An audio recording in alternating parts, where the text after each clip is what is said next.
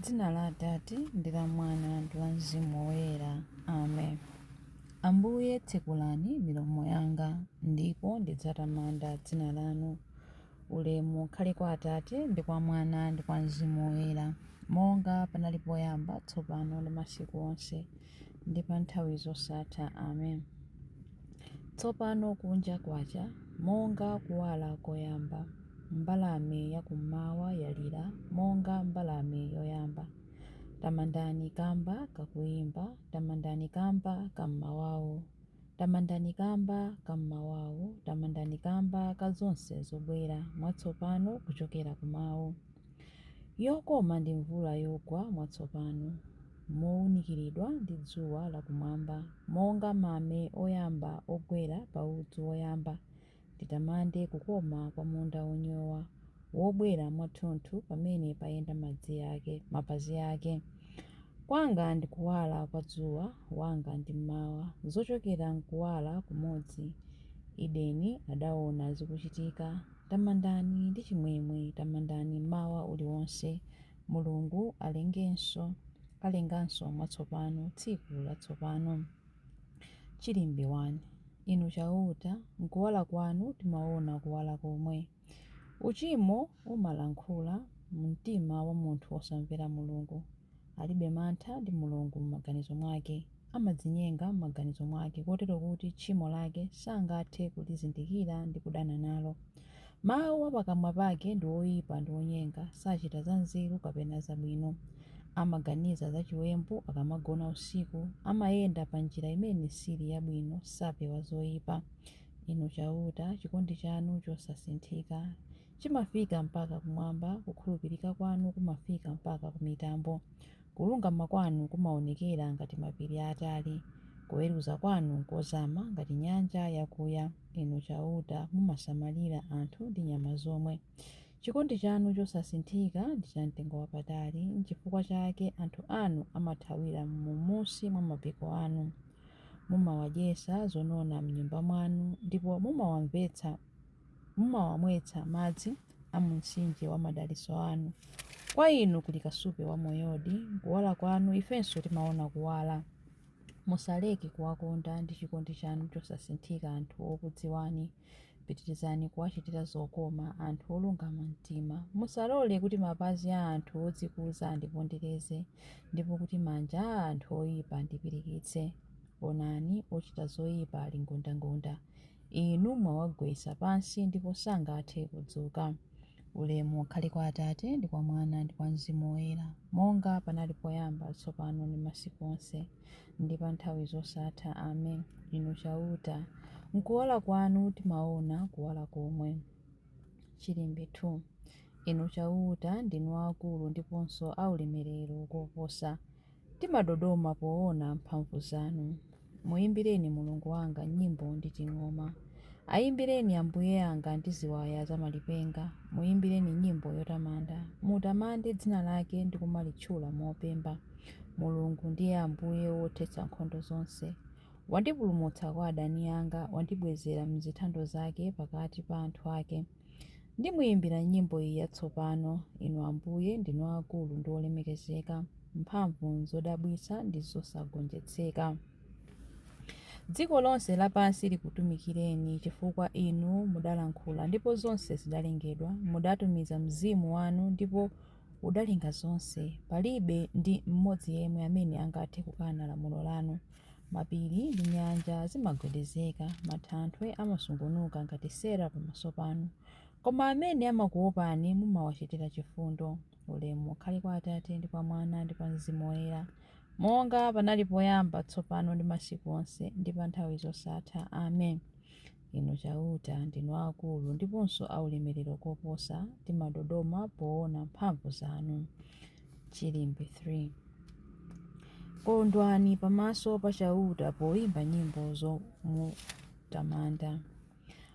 Ombani m'manja inu anthu a mitundu yonse, fuwulani kwa Mulungu poyimba nyimbo zachimwemwe. Paja chauta wopambana zonse ndi woopsa, ndiye mfumu yayikulu pa dziko lonse lapansi.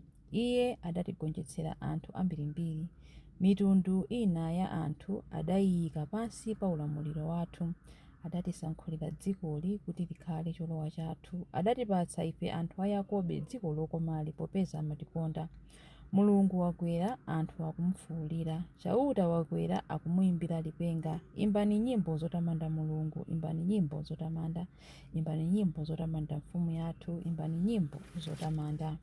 Mulungu ndiye mfumu ya dziko lonse lapansi, imbani mwaluso nyimbo zotamanda.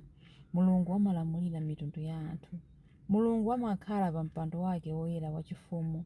Atsogoleri a anthu a mitundu ina yonse amasonkhana pamodzi ndi anthu a Mulungu wa Abrahamu, popeza mafumu onse apansi pano ndi ake a Mulungu. Iyeyo ndiye wamkulu kopambana. Ulemu ukhale kwa Atate ndi kwa Mwana ndi kwa Mzimu Woyera, monga panali poyamba, tsopano ndi masiku onse ndi pa nthawi zosatha. Amen.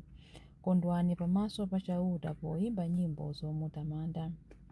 Mawu a Mulungu, mawu akuchokera mu buku la Tobiti 4 verse 14b mpaka 15a kudzanso 16ab ndi 19.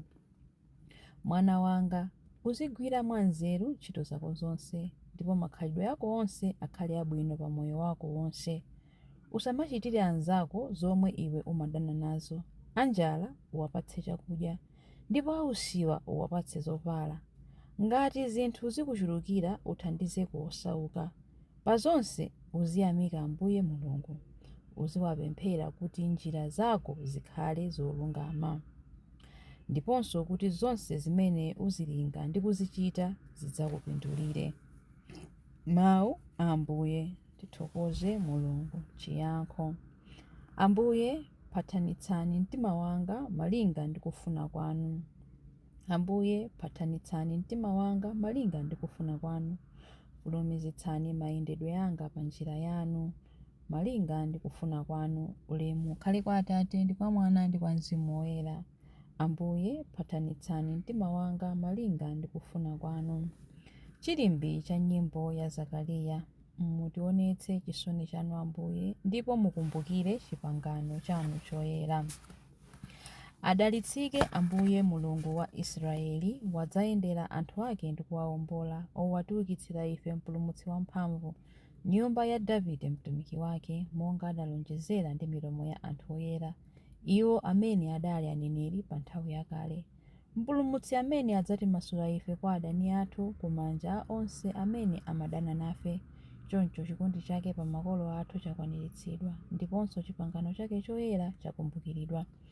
Adalumbira kwa Abrahamu atate athu kuti adzatilola ndi ufulu kumantha ndi kupulumutsidwa m'manja mwa adani athu, kuti tithe kumutumikira iye mkuyera ndi mwachilungamo masiku onse a moyo wathu pamaso pake.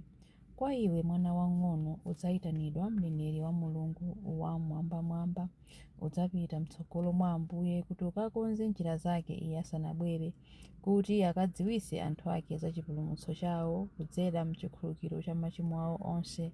Chikondi chokoma cha mtima wa Mulungu wathu, amene amatiyendera ngati m'bandakucha wakumwamba, adzapasa kuwala iwo amene ali mdima, iwo amene akukhala mu mthunzi wa imfa, ndi kutitsogolera ife mu njira ya mtendere.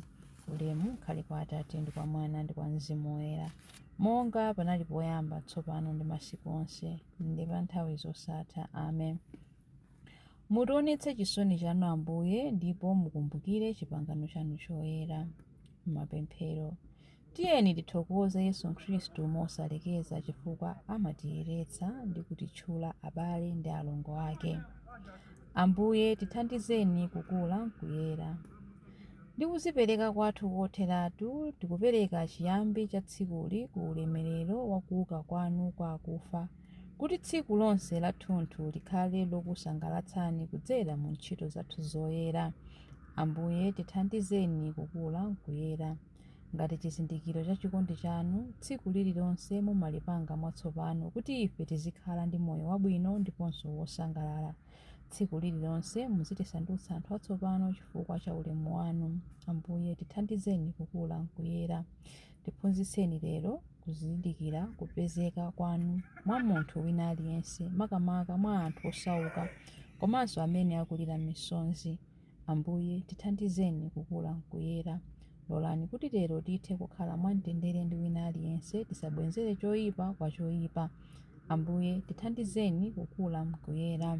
Ambuye tithandizeni kukula mkuyera pamene ndikupemphera kuti: Atate athu muli kumwamba, dzina lanu liyeretsedwe, ufumu wanu udze, kufuna kwanu kuchitidwe monga kumwamba choncho pansi pano. Mutipatse ife lero chakudya chathu cha lero. Mutikhululukire ife zochimwa zathu monga ifenso takhululukira adani athu. Musatisiye ife m'chinyengo, koma mutipulumutse ife kwa zoyipa. Amen.